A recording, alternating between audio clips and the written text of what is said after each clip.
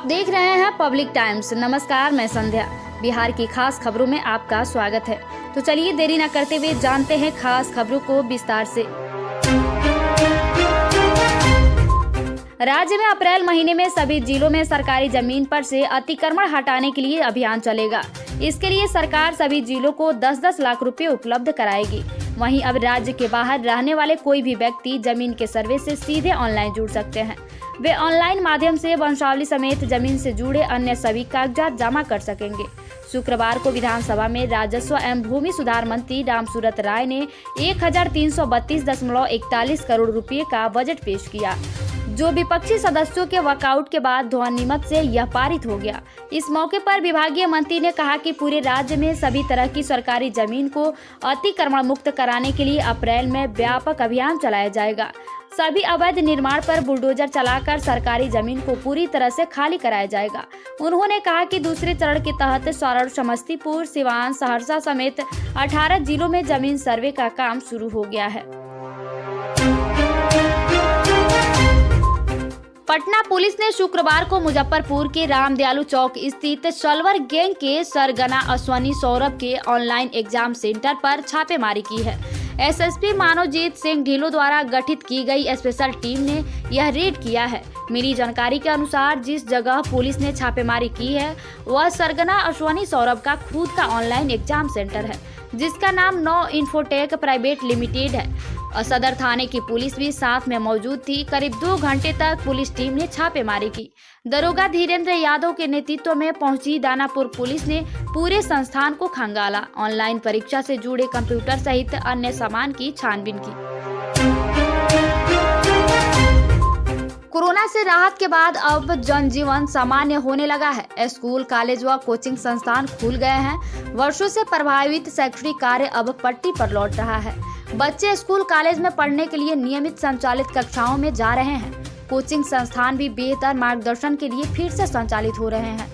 शिक्षा संवाद कार्यक्रम के तहत शुक्रवार को कोचिंग संस्थानों के संचालकों से बात की गई। इसमें कोरोना काल के बाद ऑफलाइन क्लास में बच्चों की स्टडी के बारे में जाना। होली के बाद वापसी के दौरान यात्रियों की सुविधा के लिए पटना आनंद विहार टर्मिनल सहित 4 जोड़ी स्पेशल ट्रेनें चलेगी। पोमरे के मुख्य जनसंपर्क पदाधिकारी वीरेंद्र कुमार ने बताया कि विभिन्न स्टेशनों से स्पेशल ट्रेनों का परिचालन होगा। 02363 पटना आनंद विहार सुपरफास्ट एक्स 24 व 27 मार्च को पटना से 10:30 बजे खुलकर अगले दिन 3:15 में आनंद विहार पहुंचेगी। वापसी में गाड़ी संख्या 02364 आनंद विहार पटना सुपरफास्ट 25 व 28 मार्च को आनंद विहार से 11:30 बजे खुलकर अगले दिन 5:30 बजे पटना पहुंचेगी। राज्य में भागलपुर के बाद गोपालगंज में हुई विस्फोट की घटनाओं के बाद केंद्रीय जांच एजेंसी ने भी राज्य पुलिस मुख्यालय को अलर्ट जारी किया है। इसमें सभी जिलों के एसपी से लेकर आईजी तक को पूरी तरह से सतर्क रहने की सलाह दी गई है। इस अलर्ट को देखते हुए पुलिस मुख्यालय ने सभी जिलों को पूरी तरह से अलर्ट रहने की हिदायत जारी कर दी है। इनमें कहा गया है कि इस तरह की घटनाओं को हल्के में लेने की कतई आवश्यकता नहीं है। अपराधियों और राष्ट्र विरोधी तत्वों ने किसी नापाक गतिविधि को अंजाम देने के लिए इस तरह की घटनाओं को अंजाम दे सकते हैं। इनकी मंशा किसी सार्वजनिक संस्थानों पर अचानक बड़ा धमाका करके जानमाल की बड़ी क्षति करने की हो सकती है। पटाखों का इस तरह का अनियंत्रित और अवैध व्यापार राज्य की सुरक्षा के लिए हानिकारक हो सकता है। सीबीएसई ने 10वीं और 12वीं की टर्म 2 परीक्षा 2022 की डेट शीट जारी कर दी है। 10वीं की परीक्षा 26 अप्रैल से 24 मई तक होगी, जबकि 12वीं की परीक्षा 26 अप्रैल से 15 जून तक होगी। पूरी डेट शीट cbse.gov.in पर जाकर देख सकते हैं। मुख्य विषयों की परीक्षा 2 घंटे की होगी। 10वीं और 12वीं दोनों की ही परीक्षाएं सुबह 10:30 बजे से दोपहर 12:30 बजे तक चलेगी। कुछ परीक्षाएं 10:30 बजे से 12 बजे भी होगी। परीक्षा शुरू होने से 1 घंटा पहले परीक्षा केंद्र पर पहुंचना होगा। 15 मिनट का अतिरिक्त समय प्रश्न पत्र पढ़ने के लिए दिया जाएगा। शिक्षा मंत्री विजय कुमार चौधरी ने कहा है कि राज्य में पुरानी पेंशन योजना नीति बनाने का अभी विचार नहीं है। पंचायती राज व नगर निकायों से बहाल शिक्षकों को राज्य कर्मियों की समान सुविधा व लाभ देने की कोई योजना राज्य सरकार के पास विचाराधीन नहीं है। इन्हें ईपीएफ से कवर किया गया है। साथ ही उच्चतम न्यायालय में भी इस मसले पर विमर्श हो चुका है। शुक्रवार को विधान परिषद में डॉक्टर संजीव कुमार सिंह के अल्पसूचित प्रश्न का जवाब देते हुए शिक्षा मंत्री ने यह स्पष्ट किया।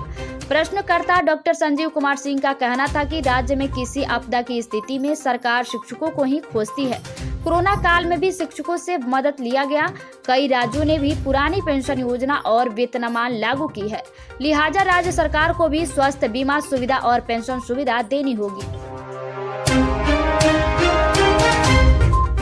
पुनपुन की लखना पंचायत में कब्रिस्तान और स्कूल परिसर में मिट्टी भरने के लिए आवंटित 44 लाख रुपए की बंदरबाट कर ली गई है। अब यह राशि जनप्रतिनिधियों और कर्मचारियों से वसूली जाएगी। इस संबंध में जनप्रतिनिधियों और कर्मचारियों को जल्द ही नोटिस जारी किया जाएगा। इस मामले की जांच कर 3 सदस्यीय कमेटी ने अपनी रिपोर्ट डीएम को सौंप दी थी। रिपोर्ट में राशि के गबन का मामला बताया गया था। डीआरडीए के निदेशक, मनरेगा के कार्यक्रम पदाधिकारी और कार्यपालक अभियंता ने मामले की जांच की। कमेटी ने पुनपुन प्रखंड प्रमुख द्वारा इस संबंध में पत्र लिखकर शिकायत की गई थी। डीएम डॉक्टर चंद्रशेखर सिंह ने बताया कि मामले की जांच रिपोर्ट आ गई है, वहां गड़बड़ी की गई है, इसलिए राशि का वसूली होगी। तत्कालीन मुखिया से भी स्पष्टीकरण मांगा जाएगा, जबकि दोषी कर्मचारियों पर कार्रवाई की जाएगी। बिहार में रोजगार वाली परीक्षाओं में सल्वर गैंग के कारनामे से आप भी अवगत होंगे। अब पटना से सल्वर गैंग का मुजफ्फरपुर कनेक्शन उजागर हुआ है। दानापुर पुलिस ने सदर थाने के साथ रामदयालु स्थित एक ऑनलाइन परीक्षा केंद्र पर छापेमारी की और यहां के 2 कर्मचारियों को पूछताछ के लिए हिरासत में लिया। केंद्र के 500 से अधिक कंप्यूटर भी जब्त कर पटना पुलिस अपने साथ ले गई। दानापुर थाने के सब इंस्पेक्टर शाहकेश के आईओ धीरेन्द्र यादव ने बताया कि 4 दिन पहले पटना में सल्वर गैंग के खिलाफ बड़ी कार्रवाई हुई थी। एक ऑनलाइन परीक्षा संस्थान के संचालक अश्वनी सौरभ समेत 4 को गिरफ्तार किया गया था। ये परीक्षार्थियों से रुपये लेकर प्रतियोगी परीक्षाओं में फर्जी तरीके से पास करवाते थे। बिहार के शिक्षा मंत्री विजय कुमार चौधरी ने कहा कि पंचायती राज व नगर निकायों से बहाल शिक्षकों को राज्य कर्मियों के समरूप सुविधा व लाभ देने की कोई योजना राज्य सरकार के पास विचाराधीन नहीं है। इन्हें आईपीएफ के कवर लिया जाएगा। साथ ही उच्चतम न्यायालय में भी इस मसले पर विमर्श हो चुका है। मंत्री शुक्रवार को विधान परिषद में डॉक्टर संजीव कुमार सिंह के अल्पसूचित प्रश्न का जवाब दे रहे थे। प्रश्नकर्ता का कहना था कि राज्य में किसी विपदा की स्थिति में सरकार शिक्षकों को ही खोजती है। कोरोना काल में भी सारे क्वारंटीन केंद्र इन्हीं शिक्षकों के भरोसे चल रहे थे। कई राज्यों ने भी पुरानी पेंशन योजना और वेतनमान लागू किया है। लिहाजा राज्य सरकार को भी स्वास्थ्य बीमा सुविधा और पेंशन सुविधा देनी चाहिए।